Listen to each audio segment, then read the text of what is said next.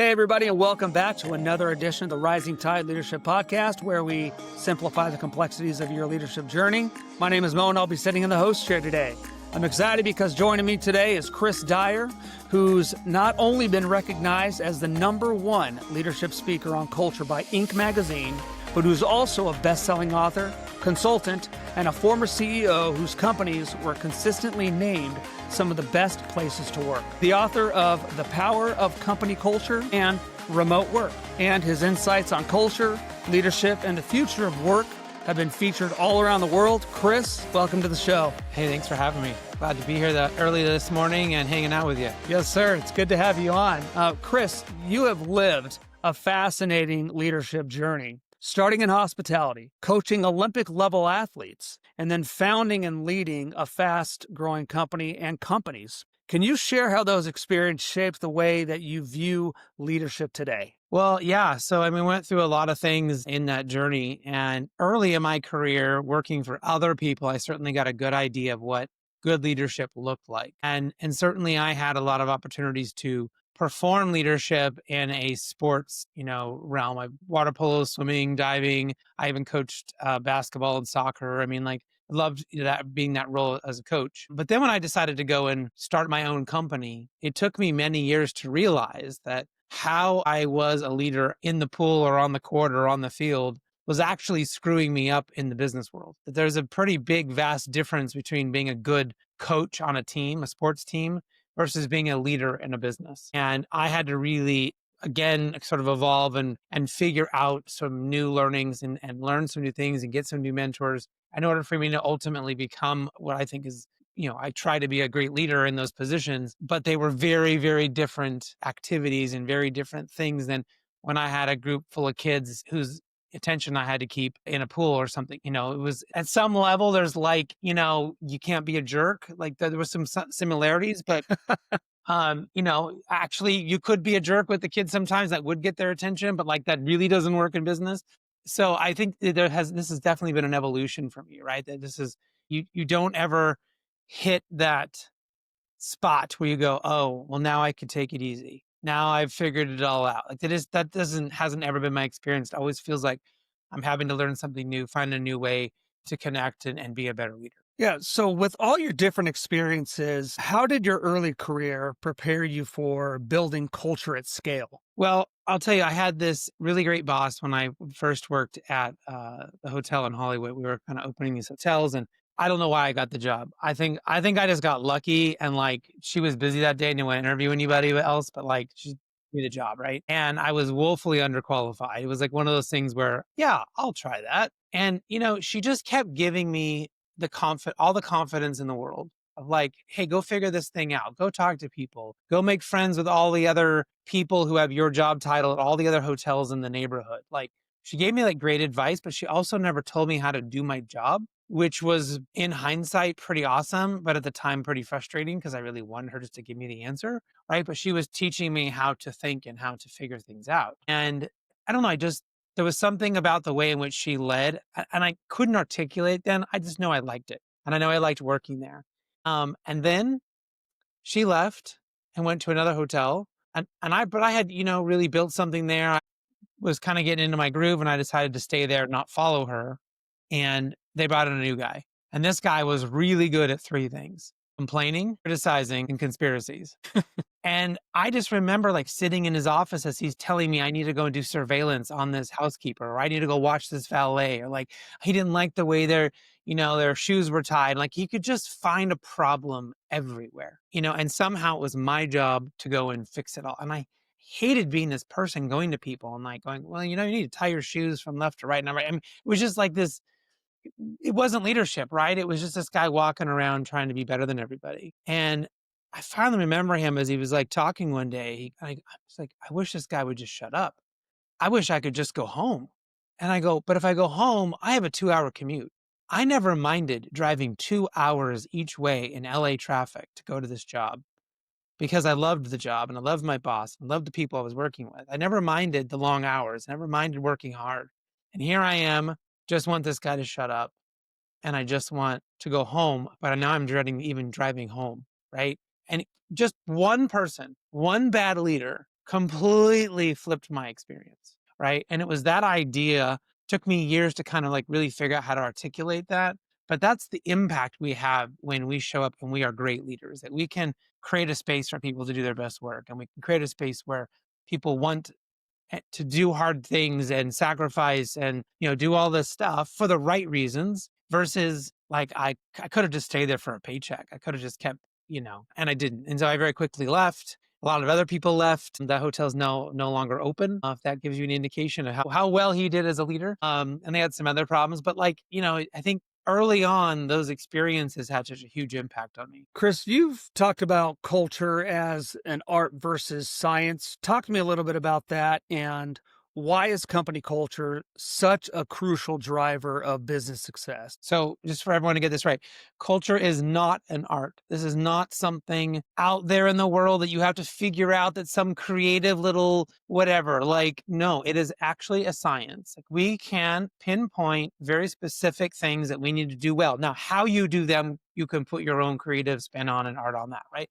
But we know if you do these 7 pillars that I developed in my own organization, we've tested both academically, in studies, and with hundreds of companies. If you do these 7 things, you're going to have a great culture. Okay. And as long as you're doing them, right? You know them, you're doing them, you're working on them, it's going to be a good place to work. You can't not do them. You can't ignore them and still be great. And you can't if you have a terrible boss who's doing terrible things, there's no way you can actually accomplish these 7 things. It just gets in the way. So we know if you can do these 7 things, it's going to be a good place to work, and maybe a great place to work if you really work hard at it. So I think that's what I want people to understand. I talk to so many leaders that are like, I just don't know what I'm supposed to do. And I try to do it right. And I worked in this other place and it was so great. I don't know what I'm doing wrong. And they just think it's some idea that's floating in space that they're supposed to somehow grab, and that never feel like they can quite, grasp for their own. And it's predictable, right? I mean, you and I have background in swimming and in sports, and we know there are talented kids, but they still got to show up and do the practice. And they can show up and be talented for a little while and then work a little while and win for a little while. But eventually everyone else catches up who's been working their tail off, right? And that kid usually quits or doesn't stick with it because they don't want to put the work in. If you put the work in, you will get the results. And if you are also talented and you work really hard, well, then you can be one of the best. Chris, what's one cultural change that leaders can implement right away to see immediate impact? Maybe one of the 7 pillars of amazing culture that you talk about. So probably one of the best things you can do is start saying yes to everything.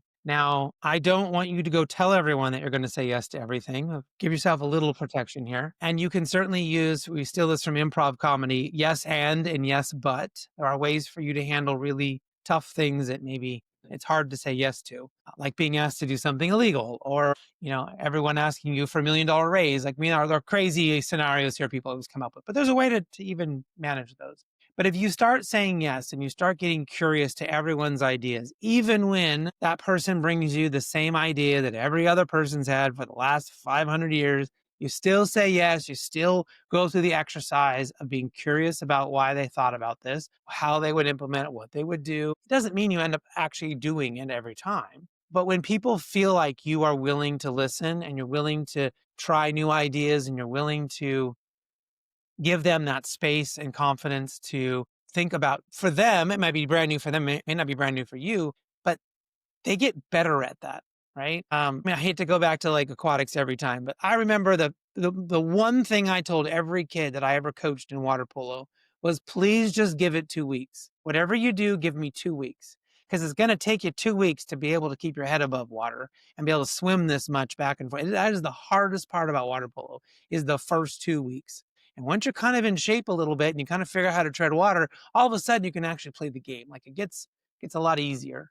And so you have to get through that hard thing of wanting to say no to everything, or protecting your time, or feeling frazzled as a leader. And your people need that experience of getting better at asking good questions and coming up with good solutions, and dreaming about better innovations that we might actually bring to the organization.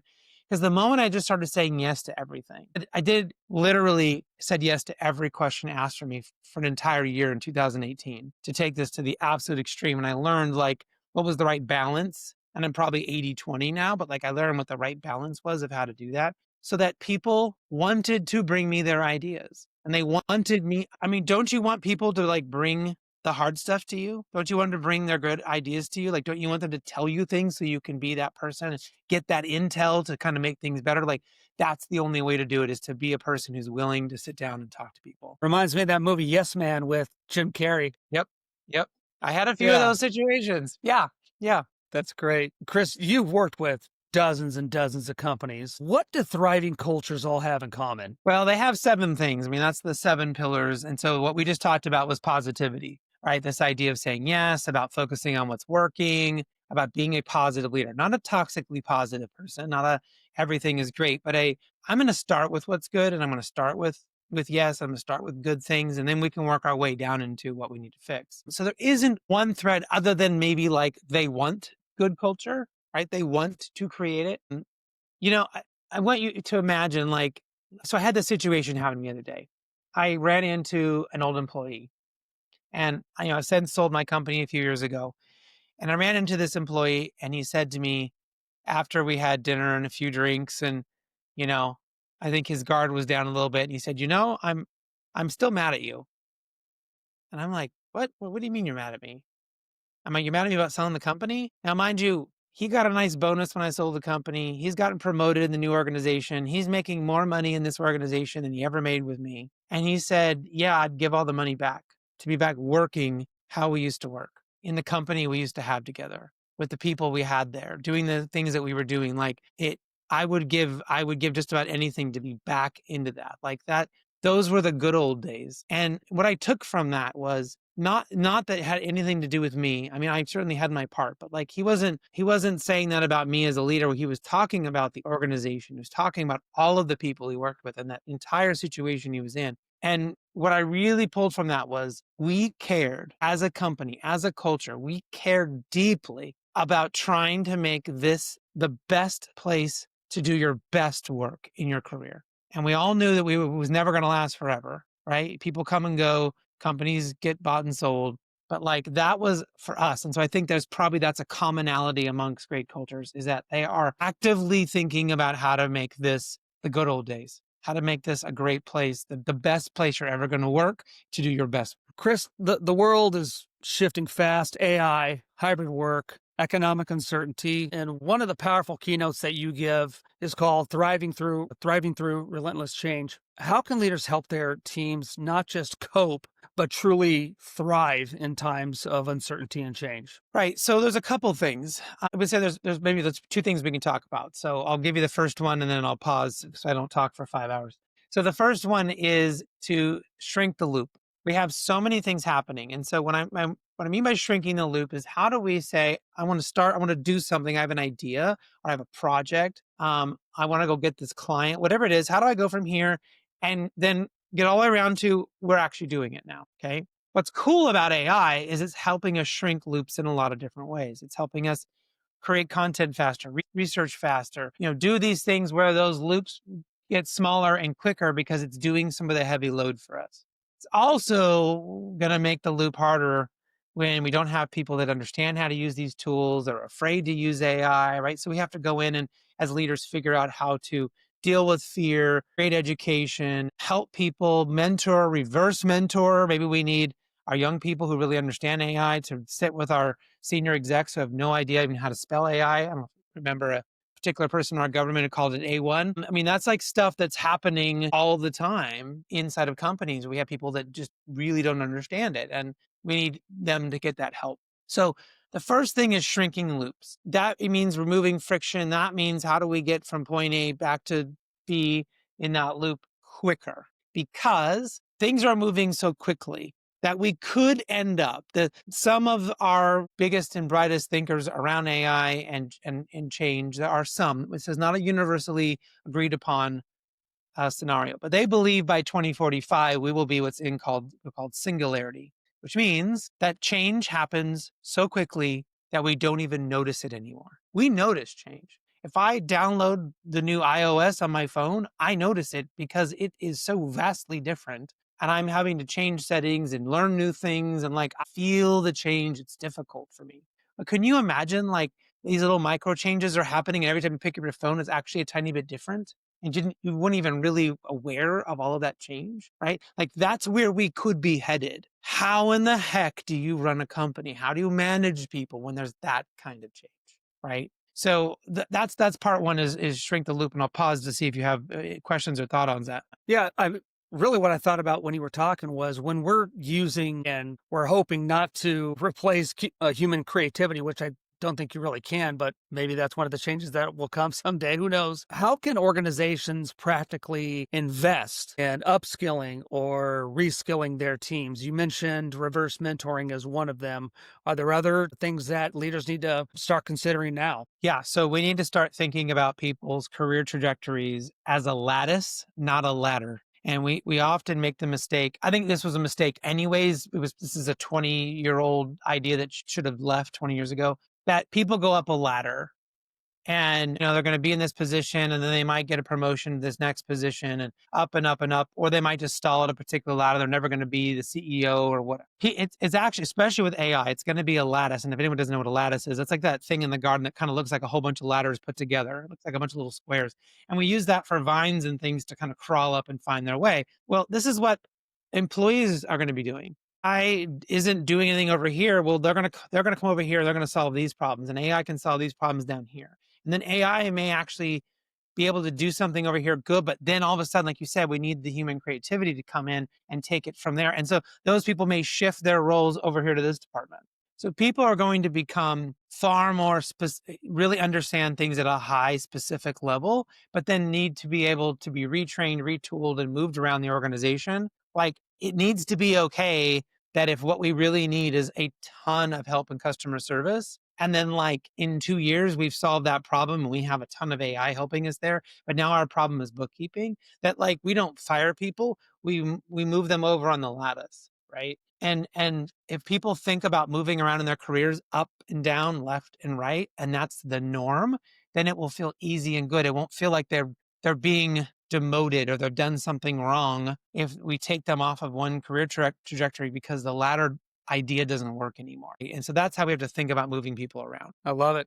Great. I'm ready for the second part. Give it to me. So the second thing that we can be doing to help people is to really help them with rest. Human beings are pretty terrible at this. And so we certainly have a lot of things, a lot of self-help. I mean, self-help is like a gazillion dollar, a year industry. And honestly, I think what most people need is the right kind of rest. We know the easy one. If I go and run a marathon, what I need when I'm done is physical rest. I need to rest and recuperate, drink water, get some electrolytes. I need physical rest. If I've been sitting in my chair all day, because all I do is sit in front of my computer, I might need to stand up and walk around. That's also a bit of physical rest. I need to change something about what's happening to me physically in order to feel better. That's the obvious one. But if you have 5,000 tabs open on your computer and you're doom scrolling on TikTok all the time, right? You might need sensory rest. And what we notice is that people are burning out. They're having a hard time. It's because they're overloaded from a sensory standpoint.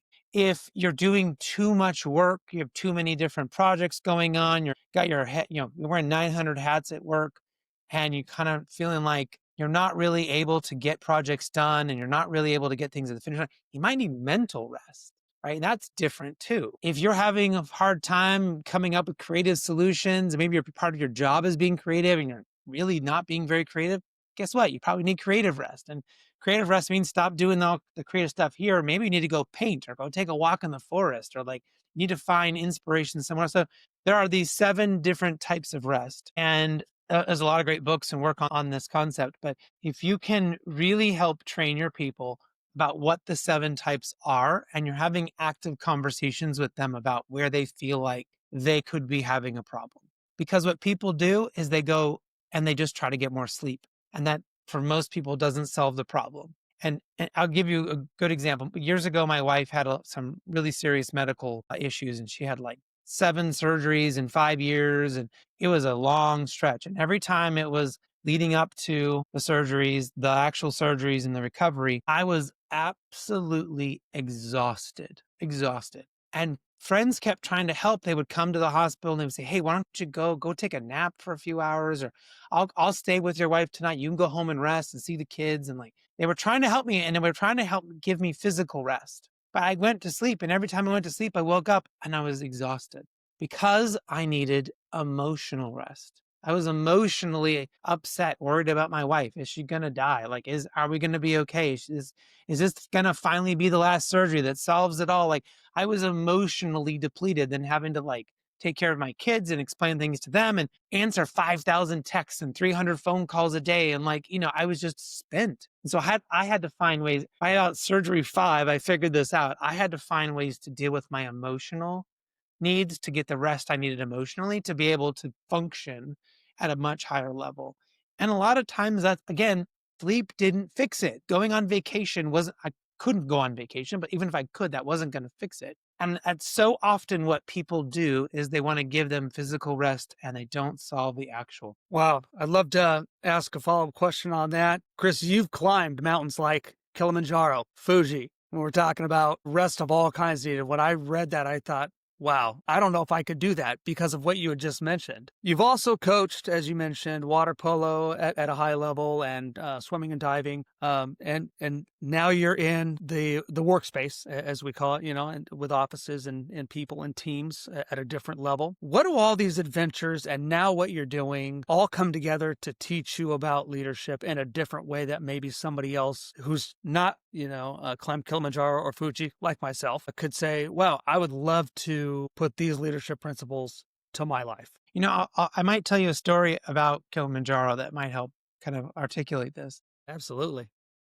So I had just sold my company and I told my wife I'm going to do 2 stupid things and one of them is going to go climb Mount Kilimanjaro. And she agreed to both the stupid things. So off I went, trained for a year, and we're climbing the mountain. And it was the first time in a very, very long time that I was not in charge. I was not a leader of these people. I was a participant. It was my job to shut up and do what they said and climb the mountain. And that was a real weird shift for me because I've always, no matter what the situation, kind of been helping in a leadership perspective. And so I was like, you know what? I'm going to do my best to sit back, not find no way to be a leader in any way, because that is it's a good habit and a bad habit at times. And just watch and just be observant and just listen to my thoughts. And like, maybe I'll figure out what I want to do the next in my life. And I was at that point. And so we were hiking for days, and mind you, like we get up and we're carrying a water pack and we're like, dying. And then there's 45 men and women who are carrying these giant 70-pound packs of food and supplies and things and tents, and they're like running past us. Right. So, I mean, you just feel like an idiot at some point because you're like dying. I'm barely making it up the mountain. And here they go, boom, up they go. Right. They tear down. We leave, they tear down camp. And before we get there, they've already reset up camp and have dinner going, right? I mean, these people are amazing. High, high, high performers. And I think we've all seen those people, whether it's in sports or in business or whatever. You know when you're around high performing people that know what they're doing. And so I thought it was maybe a function of them being in incredibly good shape. Maybe it was a function of them having the amount of experience that they had. And those were certainly parts of the story. But day 4 or so, I remember there was a guy and he wasn't running past us. In fact, he was sort of walking about the same speed as us. And I thought, oh, that's interesting. And then he fell like 3 times during our hike that day, carrying all the stuff and had to repack it. And we were there, we would help him. And I went to the head guy. This is, I'm trying to not be a leader. I had to go to the head guy and say, hey, I just want you to know this guy fell 3 times and it just doesn't seem normal based on what I've observed so far. Maybe we need to check on him. So they checked on him and he was sick. He was not feeling well. And in the morning, they decided that he was too ill to continue. Now, here's the problem. He's carrying 70 pounds of equipment, and you cannot send a member of this group back down a hill by himself if he's sick, right? He needs someone to go with him in case something happens or he can't continue or whatever. So that means there's 140 pounds of equipment that what are we going to do with? How are we going to continue? That's a lot of food and supplies and equipment, right? And I watched as they just laid it all out. No one said a word. And every single person of those now 43 that are left went and picked something up and put it in their bag. And I watched as the leaders figured out how to take their bags, and they took a lot more on. They didn't normally carry 70-pound packs anymore. They had moved up in the world, and they were now taking up large amounts of it. And there was still So there was like 8 of us on this expedition. There were 8 things left. And I thought, was this on purpose or was this an accident? Because it was expected that we picked up something too.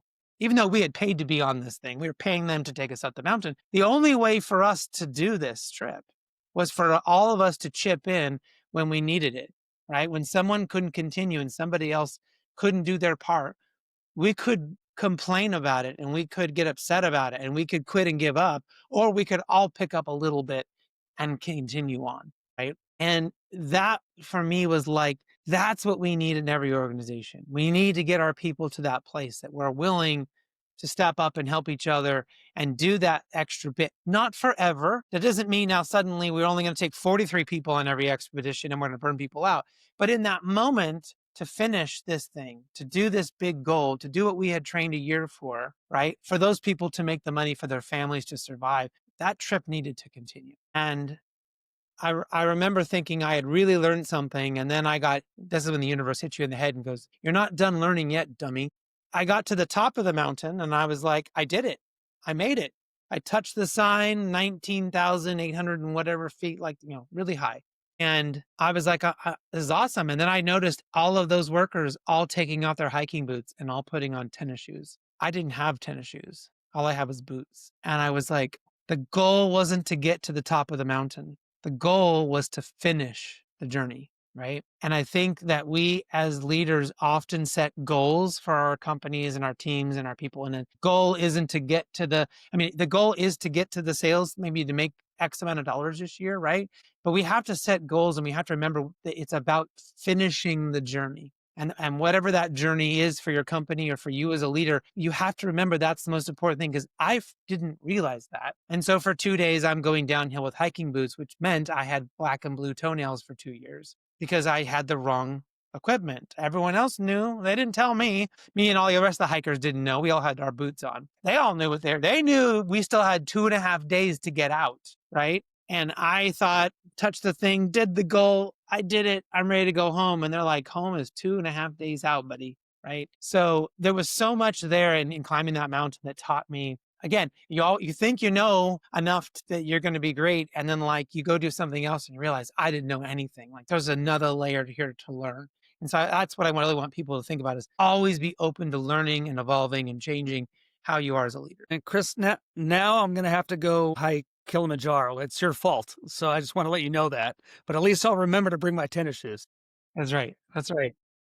Chris, I got excited just hearing that story, and I could see it, and I could see the leadership lessons in it. I'm always looking through the leadership lens. How would you encourage the leaders listening to this show this week to bring that same sense of adventure into their organization? Just go pick one thing. Like, I don't need you to go from I'm a couch potato to I'm climbing Mount Kilimanjaro. This is not how this works, right?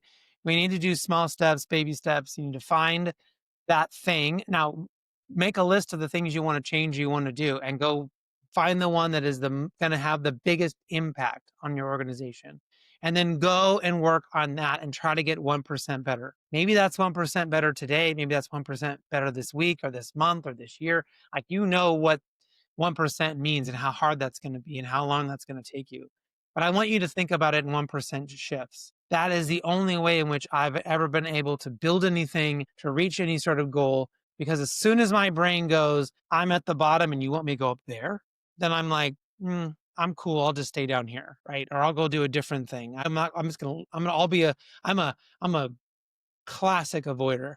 So like, I'll avoid that big thing. If you show it me, it's full, craziness. I need to just say, all I got to do is get from 0 to 1,000 feet today. All I got to do is climb a little bit or work on that thing a little bit.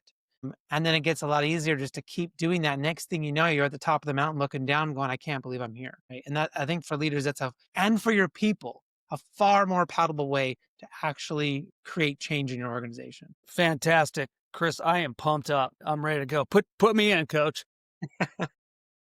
Chris, before we go, where can my listeners connect with you? Where can they find you, your keynotes, your books? Yeah, you can go to chrisdyer.com. I think you're going to have in the show notes all of my social media profiles. I do a lot on TikTok and Instagram.